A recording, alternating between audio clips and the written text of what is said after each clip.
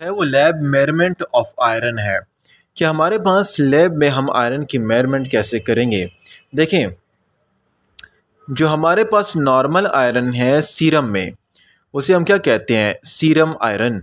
Serum iron जो है ये हमारे पास ब्लड में मौजूद होता है और यही आयरन हम बहुत ही आसानी से क्या कर लेते हैं, डिटेक्ट कर लेते हैं।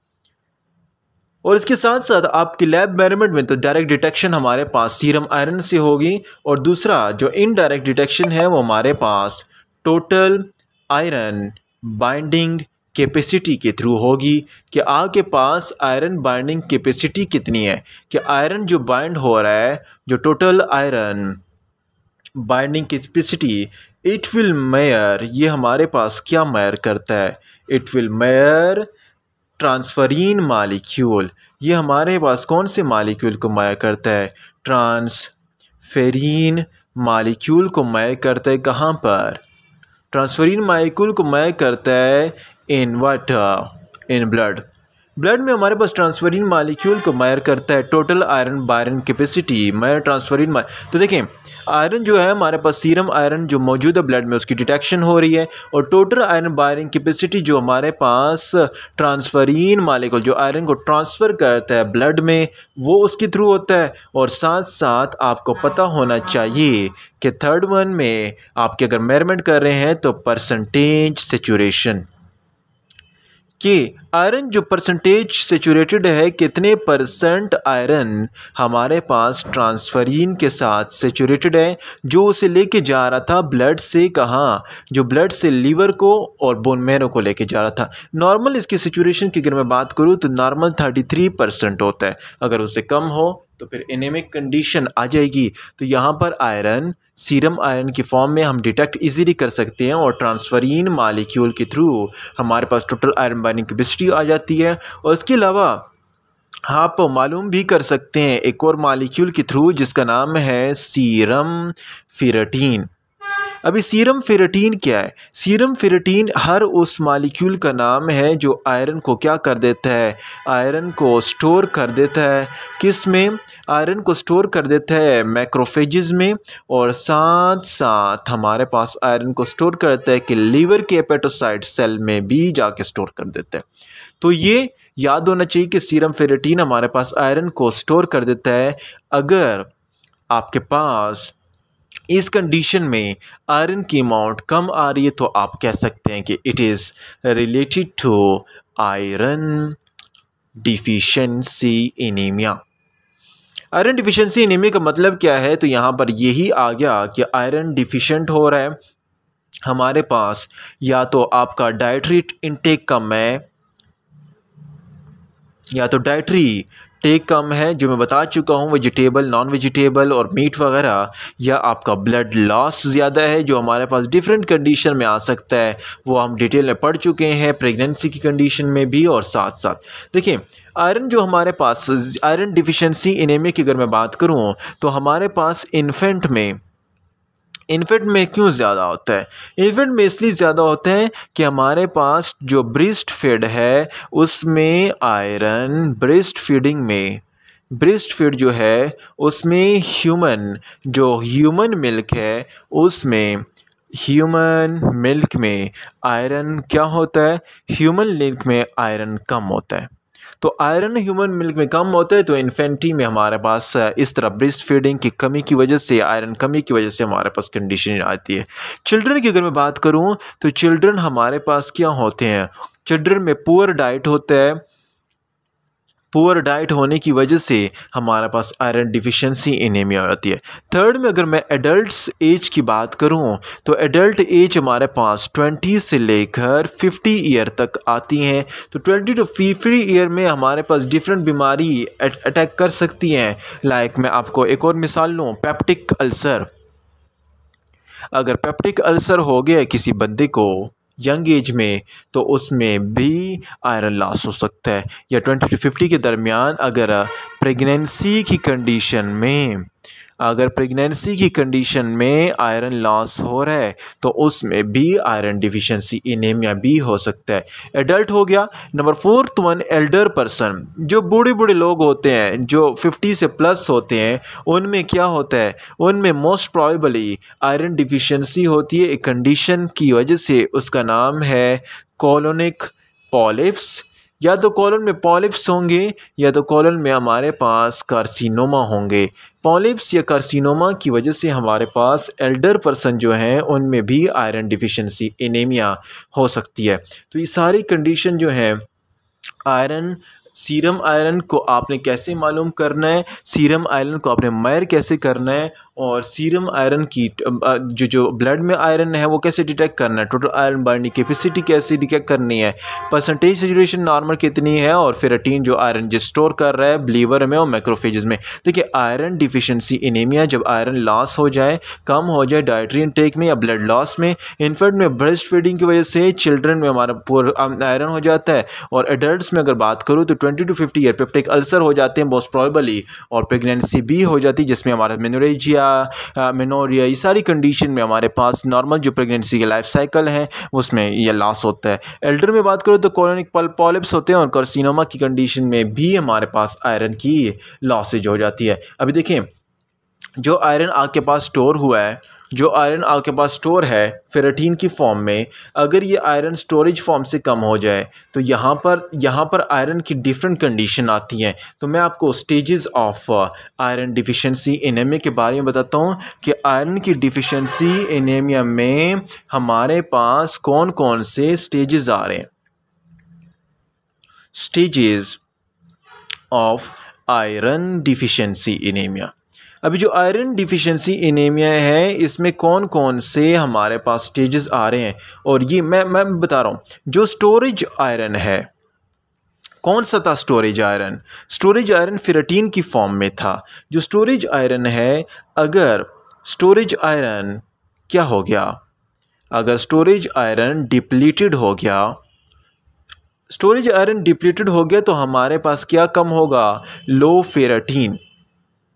फेरेटिन हमारे पास कम हुआ।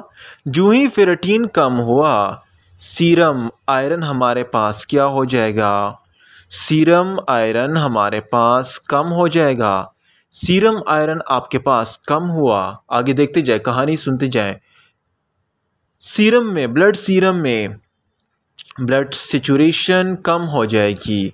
ब्लड सेचुरेशन क्या होगी, कम होगी। ब्लड सेचुरेशन कम हुई और टोटल आयरन बाइंडिंग कैपेसिटी ज़्यादा हो जाएगी। तो ये सिंपल है। स्टोरेज ऑफ आयरन अगर लॉस हो, डिप्लीटेड हो, तो आयरन स्टोर ख़त्म है, सीरम आयरन कम है, ब्लड सेचुरेशन कम है, टोटल आयरन बाइंडिंग कैपेसिटी ज़्यादा हो जाएगी। तो एक कंडीशन है, उसका नाम है कि नॉर्मोसाइटिक एनीमिया। अभी नॉर्मोसाइटिक एनीमिया किसे कहते हैं? नॉर्मोसाइटिक नाम से ही जाहिर है कि यहाँ पर साइज़ जो है ये नॉर्मल है। नॉर्मो का मतलब ये है कि जो ब्लड साइज़ जो है ये क्या है, जो ब्लड सेल का जो साइज़ है ये हमारे पास नॉर्मल है। जब ब्लड सेल का साइज़ नॉर्मल है लेकिन एनीमिया हो रहा है, एनीमिया क्यों हो रहा है? क्योंकि या तो आपका बोन मैरो प्रोडक्शन कम कर रहा है, बोन मैरो से प्रोडक्शन कम हो रही है, या इसके अलावा आपकी बॉडी में डिस्ट्रक्शन ज़्यादा हो रही है ब्लड सेल की। तो उस कंडीशन में हमारे पास कौन सा कंडीशन आता है, नॉर्मोसाइटिक एनीमिया। नॉर्मोसाइटिक एनीमिया की कहानी सुन ली। नॉर्मोसाइटिक एनीमिया जब आपके पास ब्लड सेल का साइज़ क्या हो जाता है, नॉर्मल से कम हो जाता है, तो साइज़ नॉर्मल होता है लेकिन बोन मैरो की प्रोडक्शन कम होने की वजह से एनीमिया आ जाए, आरबीसी की प्रोडक्शन हमारे पास कम हो जाए और या तो डिस्ट्रक्शन ज़्यादा हो जाए, तो उस कंडीशन का नाम नॉर्मोसाइटिक एनीमिया। अभी दूसरी कंडीशन है कि उसका नाम है मॉर्मोनी, वो है माइक्रोसिटिक। देखिए सुनते जाएं। Micro mean small, size small हो गया। Hypochromic anaemia. माइक्रो का मतलब ये है कि यहाँ पर साइज़ क्या होगा, यहाँ पर साइज़ स्मॉल होगा। हाइपोक्रोमिक का मतलब ये है कि यहाँ पर आयरन क्या होगा, लेस होगा। एनीमिया का मतलब ये है कि इनकी वजह से जो एनीमिया आ जाएगी।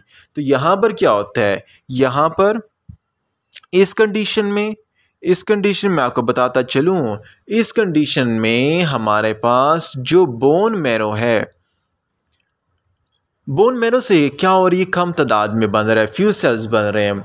बोन मैरो में सेल्स भी फ्यू बन रहे हैं और जो सेल्स हैं वो आयरन कमी की वजह से हमारे पास स्मेल भी हमारे पास स्मॉल इन साइज़ है। तो इस कंडीशन का नाम माइक्रोसिटिक हाइपोक्रोमिक एनीमिया।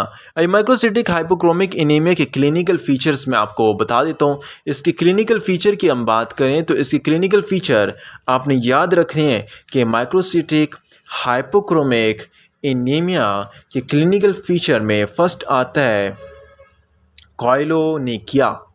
कॉइलोनिकी का मतलब क्या है कि हमारे पास जो नेल होंगे वो स्पून शेप्ड होंगे, स्पून शेप्ड नेल, जो नाखून होंगे वो स्पून शेप्ड होंगे। दूसरा जो है वो कंडीशन आ जाएगी माइक्रोसिटिक हाइपोक्रोमिक एनीमिया में पिका। पिका का मतलब ये है कि वो क्या करेगा, डिक्रीज्ड फूड इनटेक करेगा, मट्टी ज़्यादा खाएगा। क्या खाएगा, मट्टी ज़्यादा खाएगा, उसकी फूड इंटेक्शन कम हो जाएगी। माइक्रोसिटिक हाइपोक्रोमिक एनीमिया की अगर मैं लैब फाइंडिंग बताऊं तो यहाँ पर वही कहानी है, लो फेरेटिन हुआ, लो आयरन हुआ, सीरम आयरन, लो सीरम आयरन हुआ, लो आयरन सेचुरेशन हुई, लो आयरन सेचुरेशन हुई, हाई टोटल, हाँ बोलें, हाई टोटल बाइंडिंग कैपेसिटी हो जाएगी। हाई टोटल जो बाइंडिंग कैपेसिटी है, जो हमारा आयरन बाइंडिंग कैपेसिटी है वो क्या हो जाएगी, ज़्यादा हो जाएगी। तो ये सारी कंडीशन किस में होगी, माइक्रोसिटिक हाइपोक्रोमिक एनीमिया में। उसके अलावा नंबर 1, नंबर 2 की अगर मैं बात करूँ तो यहाँ पर हमारे पास आरबीसी की प्रोडक्शन कम हो रही है।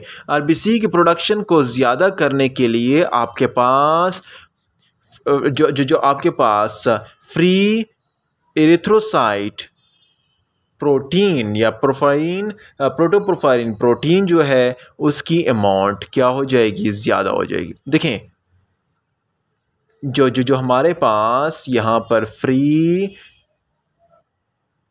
एरिथ्रोसाइट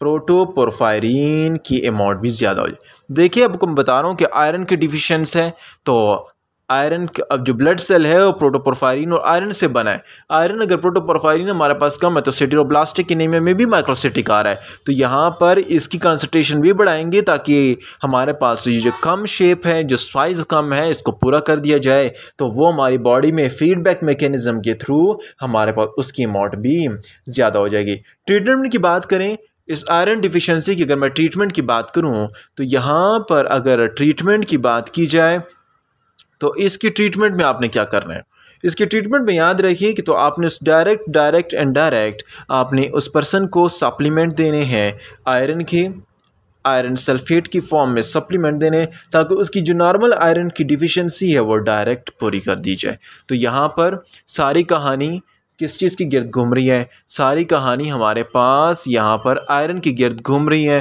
तो सीरम आयरन ब्लड में मौजूद होता है। अगर ये सीरम आयरन का डिटेक्ट आपने मालूम करना है तो ये डिटेक्ट किया जाए, टोटल आयरन बाइंडिंग कैपेसिटी के जरिए भी डिटेक्ट किया जाता है। ट्रांसफरिन मालिक्यूल के थ्रू हमारे पास ब्लड में जो ट्रांसफर करता है टू लीवर या मैक्रोफेजेस को, परसेंटेज सिचुएशन के आप पता चल जाएगा। Total iron binding capacity 83% normal होता है। सीरम फेरेटिन का आपको पता चल जाता है कि सीरम आयरन जो हमारे पास स्टोर होता है सीरम फेरेटिन के फॉर्म में इनसाइड द मैक्रोफेजेस और लीवर में। आयरन डिफिशिएंसी एनीमिया एक ऐसी एनीमिया है जो हमारे पास आयरन की डिफिशिएंसी होने की वजह से होती है। तो डाइटरी इंटेक या ब्लड लॉस सबके ऊपर हो रहा है। इन्फेंट में क्या होता है, ब्रेस्ट फीडिंग करते हैं और ह्यूमन मिल्क में हमारे पास आयरन कम होता है, तो इन्फेंट में आयरन डिफिशिएंसी एनीमिया हो सकती है। चिल्ड्रन की बात करूँ तो पूरा डाइट इंटेक होता है। तो इस एडल्ट की बात करें 20 to 50 ईयर्स तक पेप्टिक अल्सर और प्रेगनेंसी में लॉस हो जाता है। और अगर एल्डर की बात की जाए तो वहाँ पर कॉलन में पॉलिप्स और कार्सिनोमा बन जाता है। तो अभी देखें एक कंडीशन है, उसका नाम है हमारे पास normocytic anaemia. Normocytic microcytic anaemia में हमारे ब्लड सेल का साइज तो अगर नॉर्मल होता है लेकिन एनीमिया हो जाता है क्योंकि बोन मैरो से तादाद कम बन रही है और डिस्ट्रक्शन ज़्यादा हो रही है। दूसरी कंडीशन नॉर्मोसिटिक नहीं है, माइक्रोसिटिक हाइपोक्रोनिक। माइक्रोसिटिक का मतलब है कि साइज स्मॉल है। स्मॉल क्यों स्मॉल है? क्योंकि आयरन डिफिशियंसी है। हाइपोक्रोमिक आयरन लेस आयरन की वजह से, लेस प्रोटोपोरफायरिन की वजह से हमारे पास एनीमिया हो जाता है। तो याद रहे कि इसमें जो हमारे पास लैब फाइंडिंग बात की जाए माइक्रोसिटिक हाइपोक्रोमिक में काइलिनेकिया स्पून शेप नेल होगा, पिका होगा, डिक्रीज फूड इनटेक और वो ज़्यादा मट्टी खाएगा, decrease ferritin, decrease iron, decrease saturation, total immune capacity बढ़ गई। तो ये सारी कंडीशन आ जाती है। फ्री एथेरोसाइटोइक प्रोटोपोरफायरिन भी ज़्यादा होगा क्योंकि ऑलरेडी हमारे पास हाइपोक्रोमिक है, ऑलरेडी माइक्रोसिटिक है, तो उससे भी ज़्यादा फीडबैक मैकेनिज्म के थ्रू वो बढ़ जाएगा, तो वो डिटेक्टिव मार्कर है। और स्टेज ऑफ आयरन डिफिशिएंसी इस प्रोसेस के थ्रू हमारे पास blood total antibody capacity increase हो जाती है। तो बोन मैरो से कम बन रहा है, साइज भी स्मॉल है, तो इसका नाम माइक्रोसिटिक हाइपोक्रोमिक एनीमिया है।